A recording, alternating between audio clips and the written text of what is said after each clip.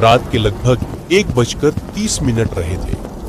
आज शाम से ही मूसलाधार बारिश हो रही थी। नारायणपुर गांव के इकलौते डॉक्टर चंपक लाल साहब मरीजों को देखकर आज थोड़ी देर पहले ही घर लौटे थे। अकेले ही रहते, थोड़ा बहुत कुछ खा पीकर थके हारे आज के लिए बिस्तर पर लेट गए थे। इतनी रात को कौन आया है? दिन भर मरीज देखने से चंपक लाल डॉक्टर बहुत थक चुके थे। मन ही मन बहुत परेशान हो गए। जैसे वो दिन भर डॉक्टरी करने के बाद इतनी रात फिर घर भी चले आते हैं। ये लोग डॉक्टर हूं तो जैसे दिन में कुछ घंटे सोने का भी अधिकार नहीं। उधर दरवाजे पर धबके की आवाज बढ़ती ही जा रही थी। कौन? रुको, आ रहा हूं। नींद में उठकर दरवाजा खोल दिया। डॉक्टर ने दरवाजे के बाहर गांव के ही एक आदमी खड़ा था। तुम नरेश होना? इतनी रात को तुम अभी यहाँ क्या कर रहे हो? डॉक्टर साहब, क्या मैं पागल हो गया हूँ? डॉक्टर साहब, बिल्कुल पागल, दया कीजिए, बताइए मुझे। जवाब देने से पहले डॉक्टर ने नरेश की तरफ देखा। थपावट, लेकिन रोमांच से भरा चेहरा, बारिश में भीगकर बिखरे बाल। क्या हुआ? बहुत डरे हुए लग रहे हो। जो भी हो, शांत हो जाओ, अंदर आकर बैठो। नरेश कमरे में आकर बैठा। चंपक लाल ने एक गिलास पानी दिया उसे। इसके बाद कुछ देर सिर्फ लगातार बारिश की आवाज के अलावा कुछ सुनाई नहीं दिया। डॉक्टर साहब नरेश को अच्छे से देखने लगे। वो बहुत रोमांचित हैं, इसमें कोई संदेह नहीं। थोड़ा संभल कर वो खुद ही अपनी कहानी सुनाएगा। कुछ देर बाद नरेश ने अपनी कहानी शुरू की। मैं एक मजदूर हूँ डॉक्टर साहब। उस गांव में खेतों में काम करता रहता हूँ। पास के गांव में मदन सेठ के घर से बुलावा आया था। आज वहां से काम खत्म करके निकलने में काफी रात हो गई। फिर जब इस गांव में आया, जंगल में चलते चलते अचानक तेज बारिश शुरू हो गई। इतनी जोर से बारिश होने लगी कि पैदल घर आना ही मुश्किल हो गया। कहीं थोड़ा सिर छुपाने की जगह मिल जाए, यह सोच ही रहा था, अभी गांव के आखिरी सिरे में वो पुराना घर दिखा मुझे। लेकिन हैरानी की बात क्या है जानते हैं डॉक्टर? उस घर में तो कोई रहता नहीं है, लेकिन मैंने वहां तब एक लालटेन की रोशनी देखी। गांव के आखिर में जंगल के बीच वो पुराना घर, वहां तुम्हें इंसान कैसे दिखा? वहां आज तक कोई रहता है? सुना नहीं मैंने, जो रहते थे वो तो बहुत साल पहले ही मर गए हैं। वही तो डॉक्टर साहब, देखकर पहले तो बहुत हैरानी हुई, लेकिन तब बारिश में ज्यादा सोच विचार ना करके उस घर की ओर चला गया। कोई है ऊंची, घर में कोई है। कितनी डरावनी आवाज। दरवाजा खोलते ही एक आदमी दिखाई दिया। शरीर पर चदन थका, और क्या देखा, उस आदमी की आंखें कैसे डरावनी थीं और दूसरे हाथ आगे बढ़ाकर आ रहा था। इतना बोलकर जैसे कांप उठा नरेश। फिर बताते जाओ। उस आदमी के पीछे से एक औरत बाहर आके बोली, उन्हें दिखाई नहीं देता, आप बताइए यहाँ आप क्या चाहते हैं? मैं ये पास के गांव से आ रहा हूँ जी। इतनी तेज बारिश हो रही है, इस बारिश में तो घर नहीं जा सकता। अगर कृपा करके इस आंधी बारिश में मुझे थोड़ी देर रुकने के लिए जगह दे देते तो मैं धन्य हो जाता। ये बारिश थोड़ी रुकते ही मैं चला जाऊंगा यहाँ से। वो अंधा आदमी दरवाजा रोक कर खड़ा था। औरत बोली, इसे आने दो, इससे तो काम चल जाएगा। ये बात सुनकर ना कुछ अजीब लगा। मुझसे काम चल जाएगा मतलब जो भी हो। कमरे में जाकर बैठ गया। आप बैठिए, मैं आपके लिए कुछ खाना लेके आती हूँ। नहीं, वो सब कुछ नहीं चाहिए मुझे। कृपया करके आप थोड़ी देर रहने दीजिए, यही बहुत है और कुछ नहीं चाहिए। वो बोल के क्या होगा, बारिश रात के मेहमान है, आप ऐसे ही जाने दे सकते हैं क्या? फिर वो ऐसा बोल के दोनों बगल वाले कमरे में अंधेरे में कहीं चले गए। मैं अकेला बैठा रहा। बैठे बैठे जैसे आंख लग गई थी।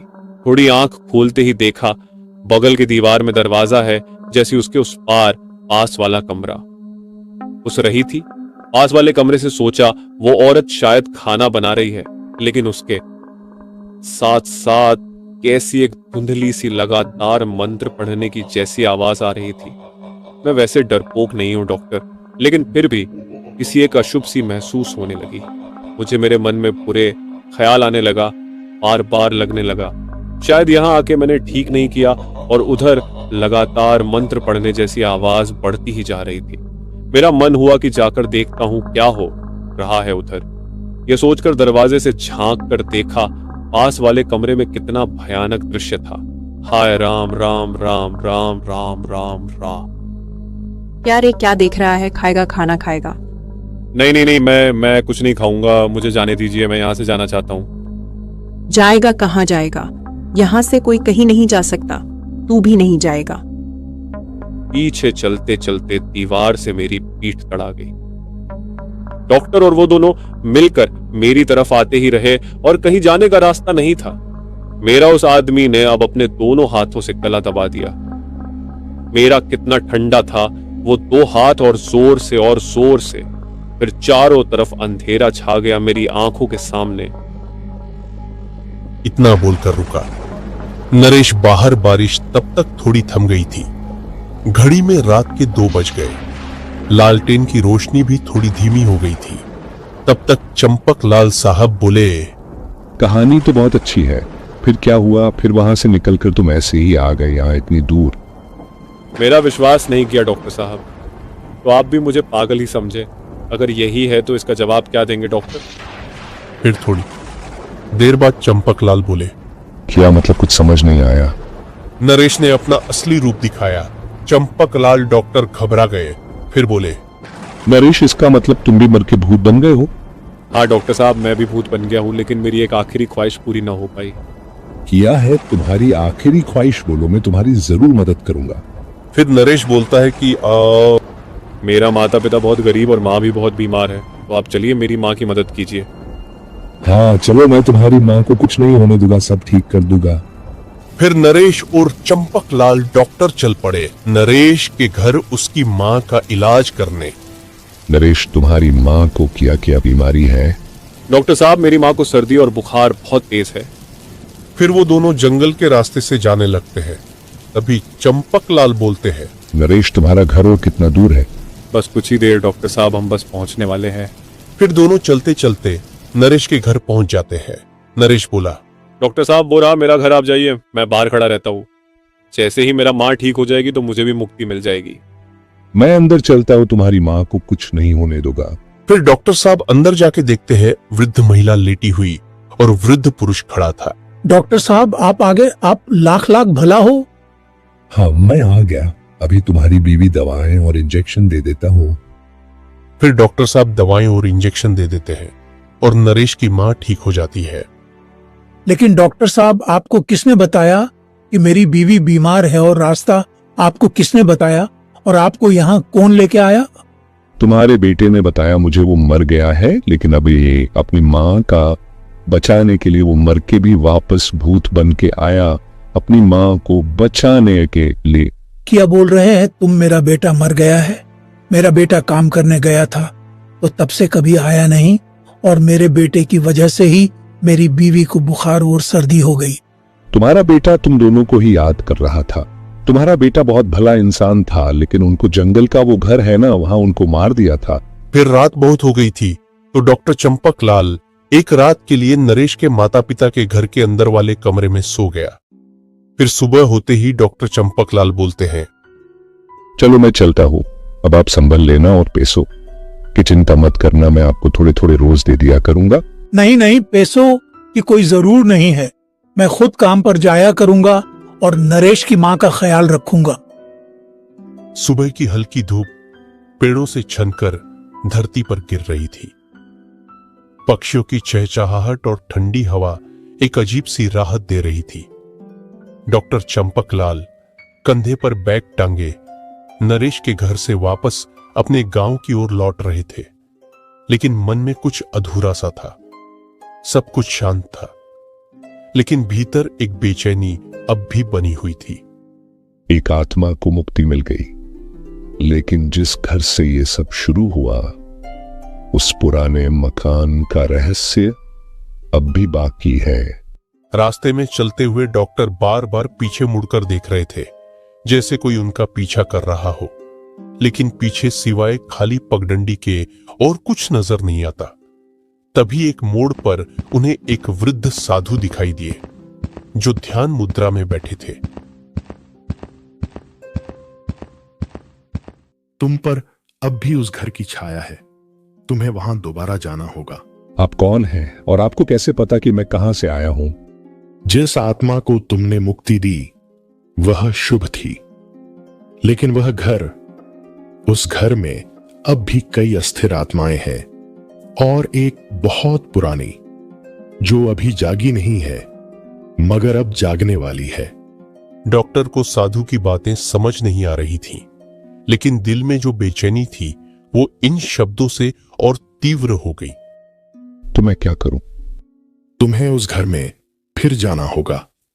वहां कुछ अधूरा रह गया है और यह अधूरापन अब तुम्हारे जीवन को प्रभावित करेगा जब तक उसे पूर्ण न किया जाए। साधु ने अपनी आंखें दोबारा मूंद ली और फिर चुप हो गए। डॉक्टर कुछ देर वहीं खड़े रहे, फिर धीरे धीरे अपने गांव की ओर चल दी। लेकिन अब उनका मन और अशांत हो गया था। अगली रात डॉक्टर चंपकलाल अपने घर में थे। उन्होंने उस रात का सारा किस्सा अपनी डायरी में लिखना शुरू किया। लालटेन की हल्की रोशनी में उनके चेहरे पर थकान और चिंता दोनों साफ झलक रही थी। लेकिन अगर नरेश की आत्मा सच थी तो बाकी आत्माएं भी होंगी, और अगर वो हवेली अभी भी वैसी ही है तो वहां कुछ और इंतजार कर रहा है। अचानक दरवाजे पर दस्तक, धप की आवाज। फिर कोई आया है इतनी रात को? वो धीरे धीरे दरवाजे की ओर बढ़ते हैं, दिल की धड़कनें तेज। दरवाजा खुलते ही कोई नहीं दिखता। सिर्फ एक पुरानी लकड़ी की माला दरवाजे पर लटक रही थी, वही माला जो उन्होंने नरेश की मां को दी थी, उसकी रक्षा के लिए। डॉक्टर समझ गए नरेश भले मुक्त हो गया हो, लेकिन हवेली से कोई अब भी उन्हें पुकार रहा है। अब ये लड़ाई अकेले डॉक्टर की है, और अगली बार सिर्फ भूत नहीं बल्कि कुछ और भी होगा जो उनका इंतजार कर रहा होगा। अगली रात थी।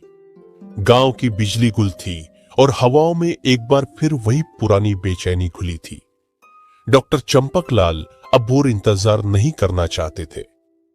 उन्होंने अपने बैग में टॉर्च, कुछ जड़ी बूटियां और वह पुराना ताबीज रखा जो साधु ने उन्हें कभी भेंट दिया था।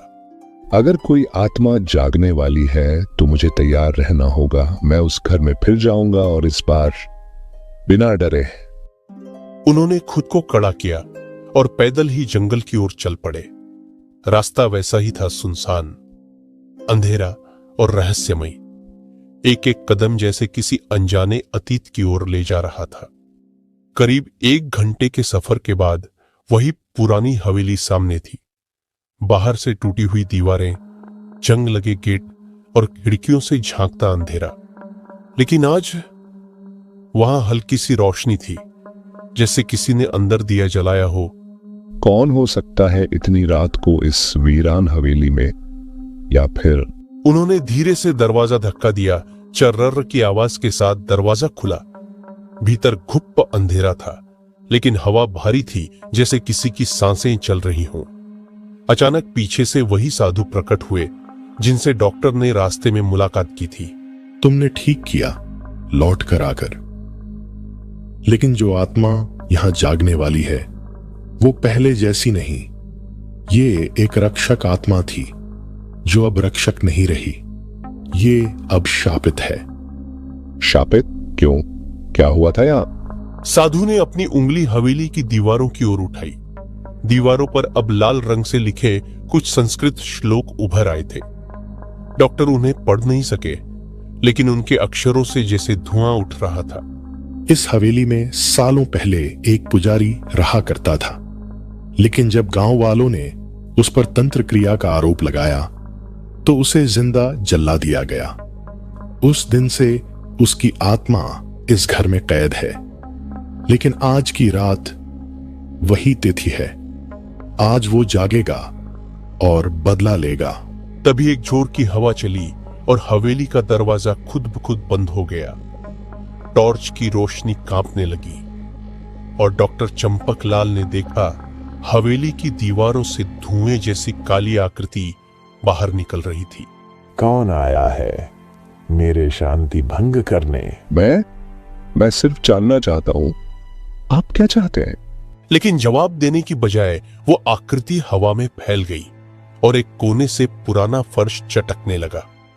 वहां से एक पुरानी माला, राख और कुछ लकड़ी के टुकड़े बाहर आए, जैसे किसी को वहीं जलाया गया हो। अब समय नहीं बचा, या तो इसे शांति दो या ये पूरा गांव शापित होगा। डॉक्टर ने झट से अपना ताबीज निकाला, माला उस पर लपेटी और जड़ी बूटियां जलाकर धूप के रूप में हवा में छोड़ दी। कमरे में धुआं भर गया और फिर अचानक सन्नाटा। धुआं धीरे धीरे कम होने लगा। वह आकृति एक बूढ़े पुजारी का रूप ले चुकी थी, जो अब शांत आंखों से डॉक्टर को देख रहा था। मुझे जला दिया गया बिना दोष, अब बस शांति चाहिए। मैं वचन देता हूं, आपके लिए गांव में सच्ची प्रायश्चित पूजा करवाई जाएगी। आपकी आत्मा को मुक्ति मिलेगी। पुजारी की आंखों से एक बूंद अश्रु टपका और फिर वो आकृति हवा में समा गई। हवेली की दीवारें फिर वैसी ही शांत हो गई।